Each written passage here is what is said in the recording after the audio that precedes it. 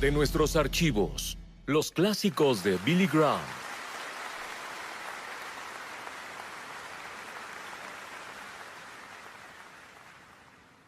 Una de las cadenas de televisión tiene una serie de 5 programas sobre los inicios del cristianismo e incluyen la crucifixión de Jesucristo, una de las imágenes más gráficas que haya visto.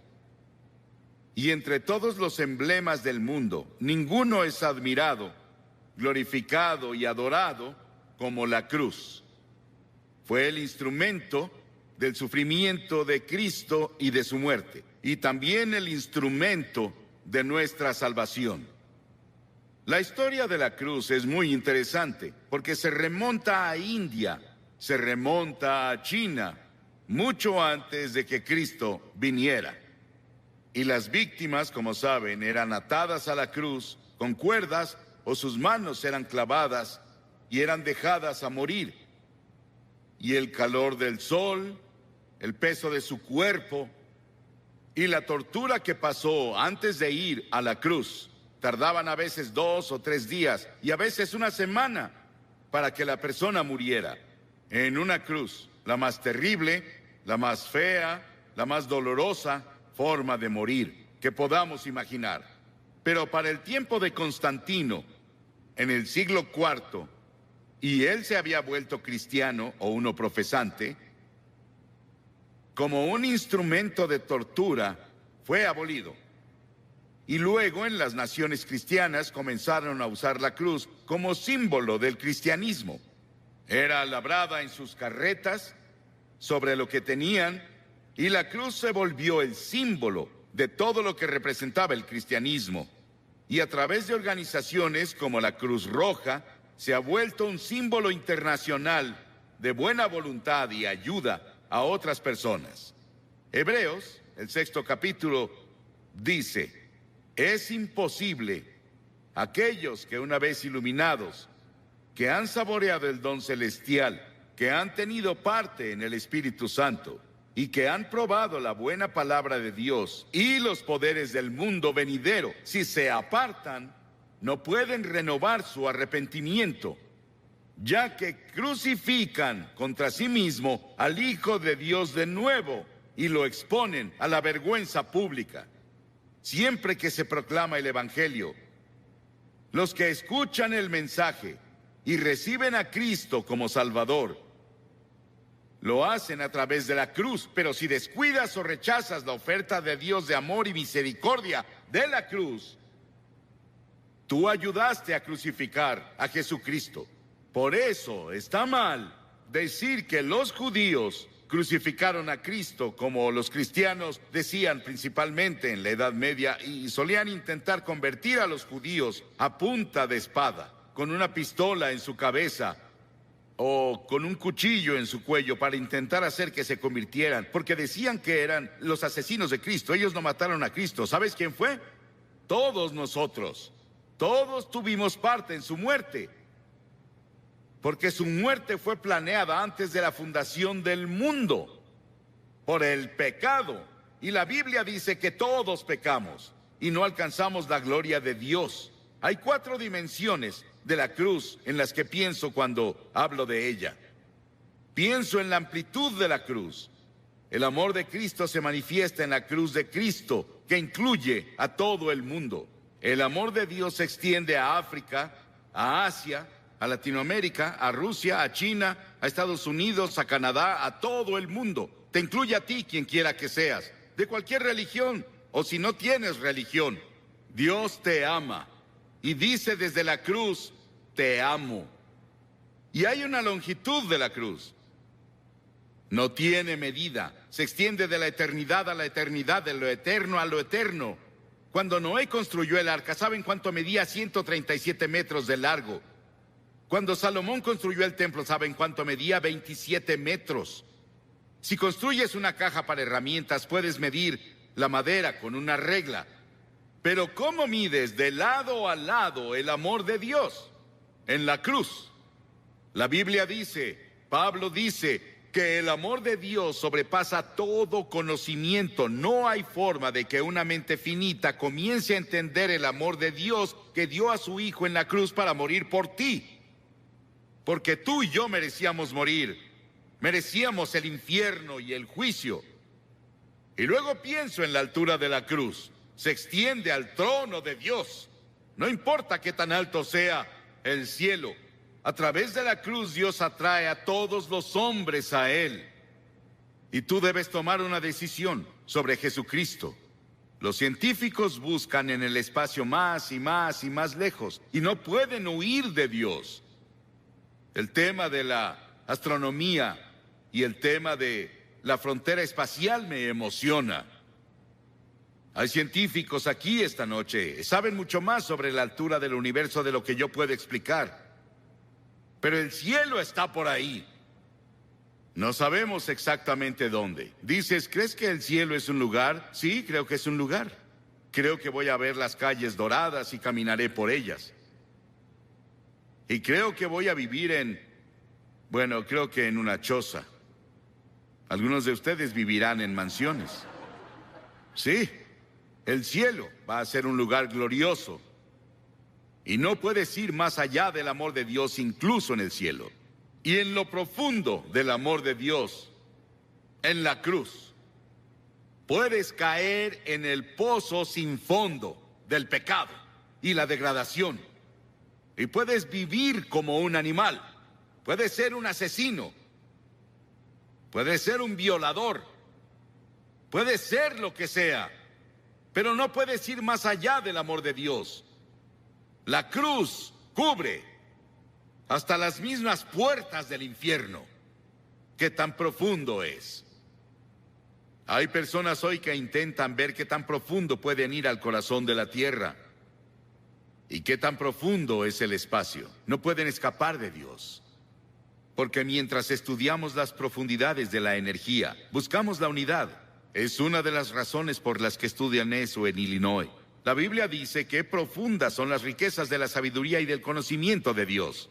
Atrae a cada pecador a la exaltada altura del cielo. Pero yo, cuando sea levantado de la tierra, atraeré a todos a mí mismo, dijo Jesús. Piensa en la cruz por un momento y en su sufrimiento, por ti y por mí. Dice que Jesús soportó 5 heridas básicas, que los médicos definen como primera, contusión, cuando lo golpearon en la cabeza y lo torturaron y le pusieron la corona de espinas por ti. Laceración, le descubrieron la espalda y con látigos de cuero largos con ganchos de acero en la punta lo golpearon hasta que sangraba, de pies a cabeza. Era el método romano, torturaban a los prisioneros antes de llevarlos a la cruz. Luego hubo penetración cuando le enterraron la corona de espinas en la frente y su cabeza sangró. Hubo una perforación cuando clavaron los clavos en sus manos y pies. Hubo una incisión cuando le pusieron la lanza en el costado. Ese sufrimiento, esos clavos en sus manos y pies, los pusimos tú y yo y todas las personas del mundo, porque todos tuvimos parte en la muerte de Cristo por nuestros pecados. Nuestros pecados lo pusieron en la cruz y tú participaste.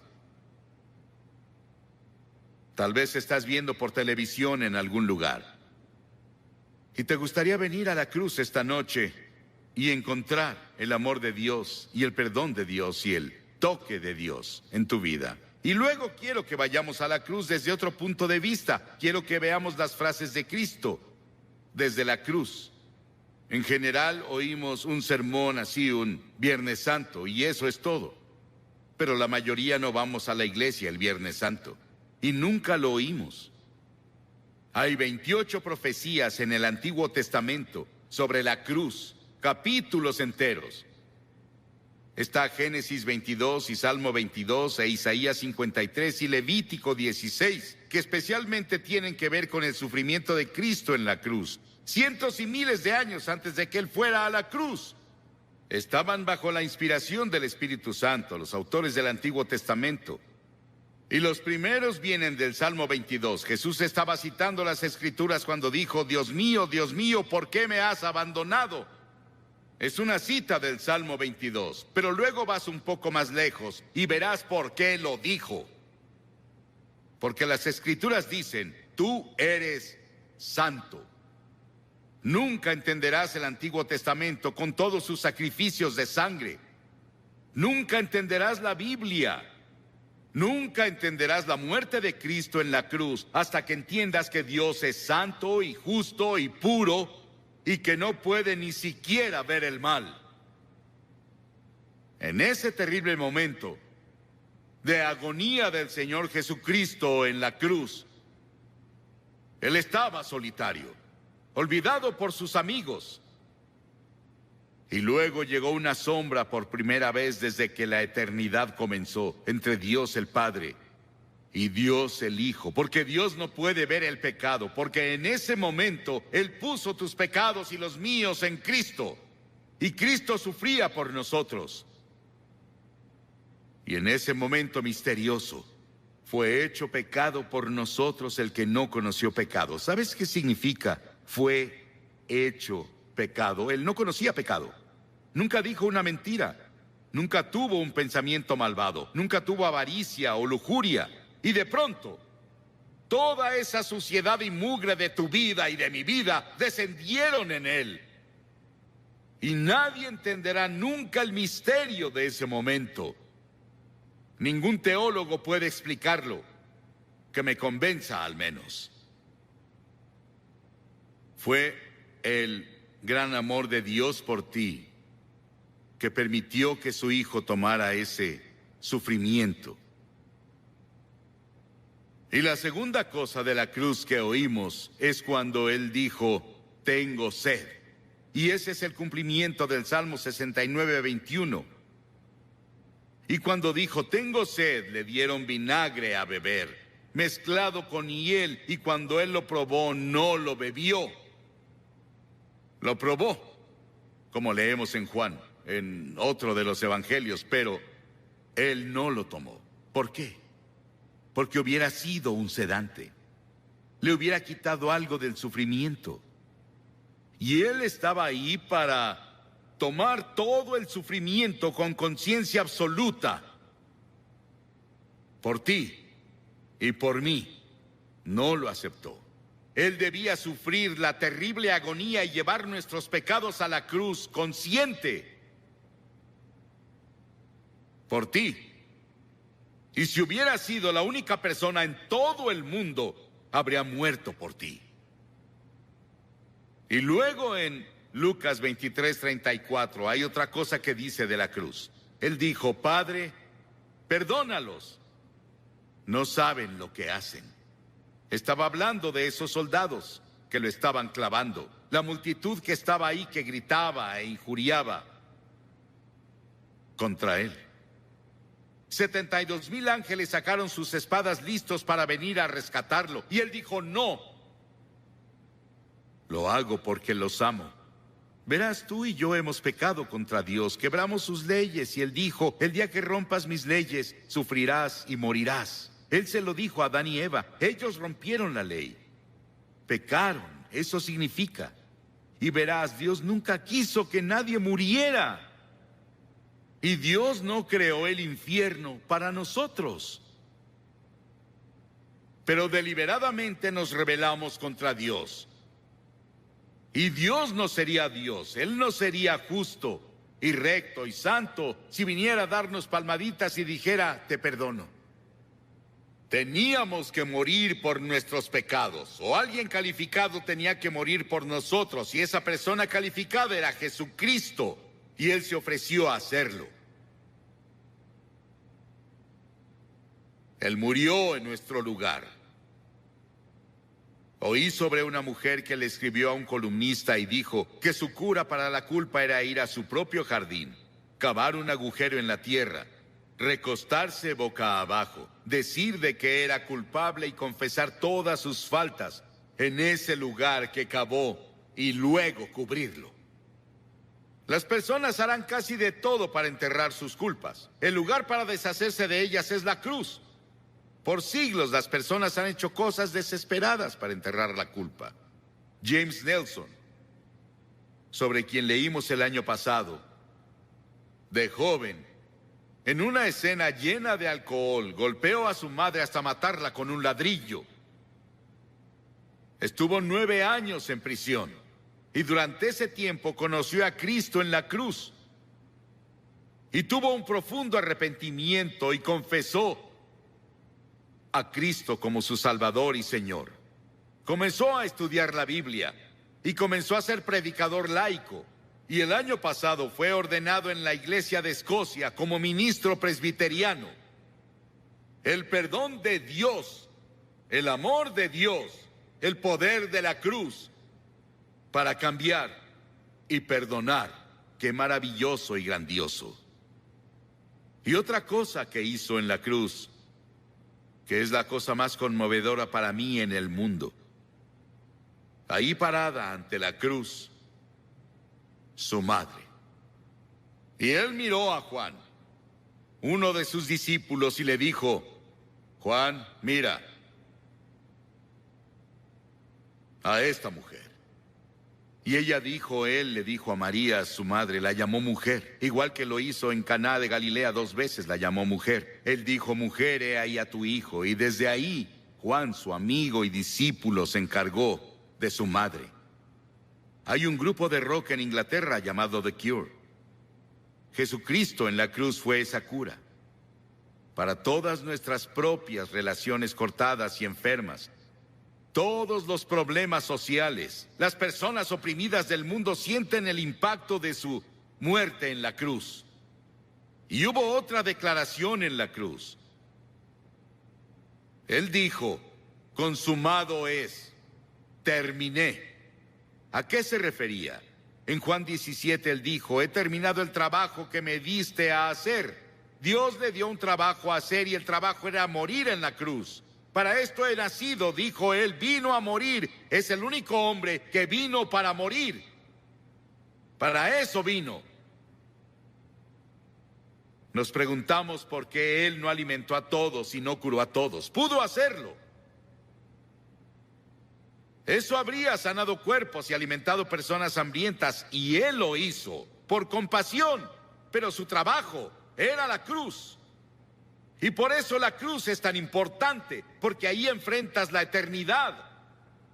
Verás, el cuerpo irá a la tumba, pero tu alma, tu espíritu, que es parte de ti, vive para siempre y vive dentro de tu cuerpo, seguirá vivo y vivo y vivo.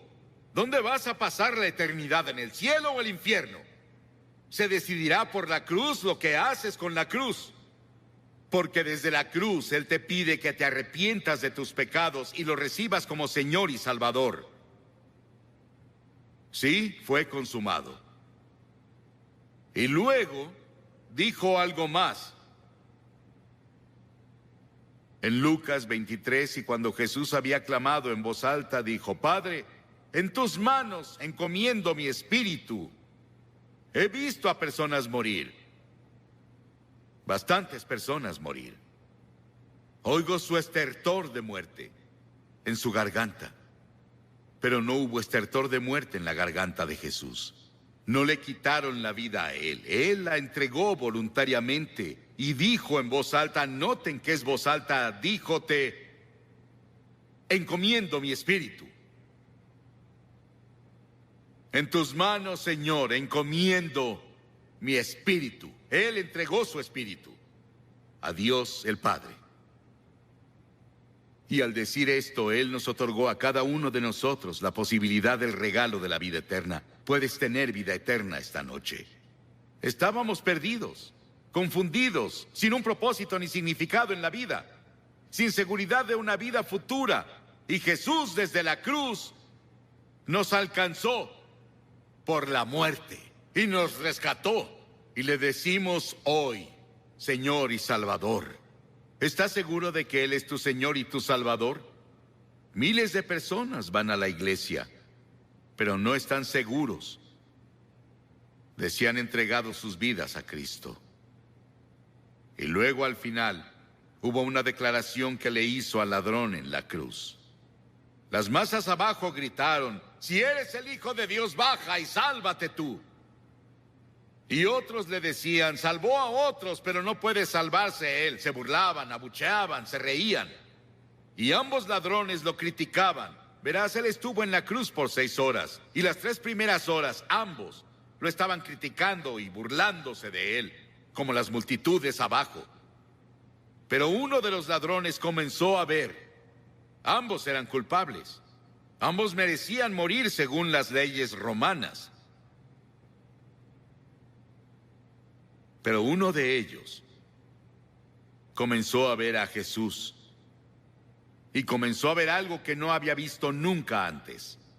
Él vio que Jesús era diferente y comenzó a decirse, debe ser el Hijo de Dios. Debe ser el Señor. Y reprendió al otro ladrón diciendo, ¿no temes a Dios? Nosotros merecemos estar aquí, pero él no ha hecho nada malo. Luego se giró a Jesús y dijo, Señor. Y la palabra Señor significa mi Señor personal. Él dijo, Señor, acuérdate de mí cuando vengas en tu reino. ¡Qué acto de fe! Y Jesús dijo, ¿qué dijo Jesús? Hoy estarás conmigo en el paraíso. Y los ángeles del cielo atendían para ver quién sería el primero a quien llevaría al paraíso. Era un ladrón que merecía el infierno. El perdón y la misericordia de Dios va más allá de nuestra comprensión. No podemos casi ni expresarlo. Sí, ese ladrón estará en el cielo y vamos a verlo. Jesús lo llevó por la muerte en la cruz. 2 ladrones. ¿Cuál eres tú? ¿En qué cruz estás?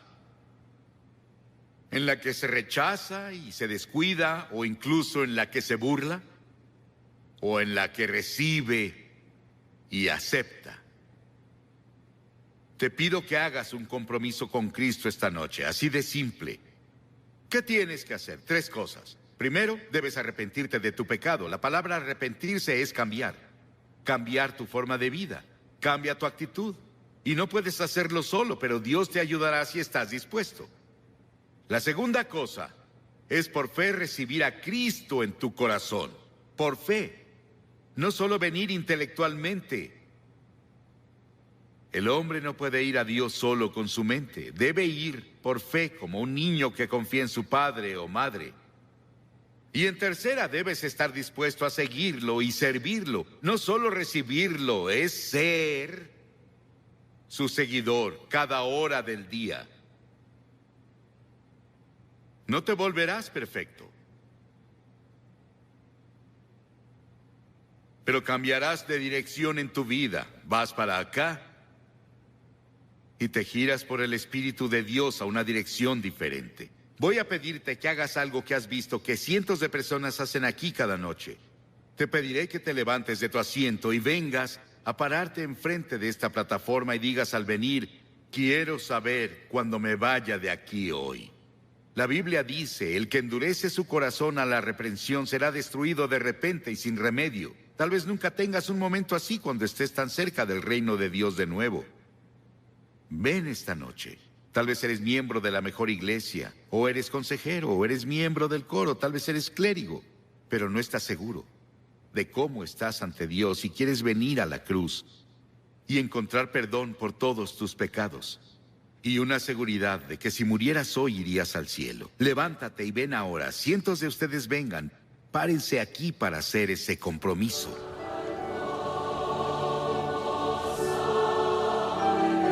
Muchos de ustedes han visto por televisión. Estamos aquí en el sur de Nueva Inglaterra. La cruzada se realizó en Hartford, en Connecticut. Y cada noche hemos visto a cientos de personas venir y hacer un compromiso con Cristo, y hoy cientos más vienen. Puedes hacer ese compromiso donde estás, en tu casa. Tal vez estás en un hotel, tal vez en un bar. Donde sea que estés.